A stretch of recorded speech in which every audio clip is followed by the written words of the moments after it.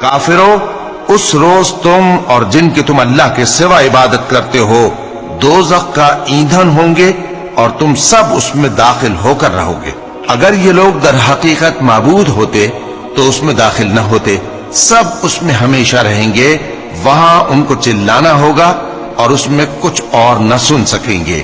جن لوگوں کے لیے ہماری طرف سے پہلے بھلائی مقرر ہو چکی ہے وہ اس سے دور رکھے جائیں گے، یہاں تک کہ اس کی آواز بھی تو نہیں سنیں گے،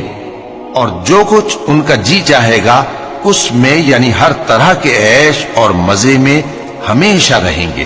ان کو اس دن کا بڑا بھاری خوف غمگین نہیں کرے گا، اور فرشتے ان کو لینے آئیں گے اور کہیں گے کہ یہی وہ دن ہے جس کا تم سے وعدہ کیا جاتا تھا،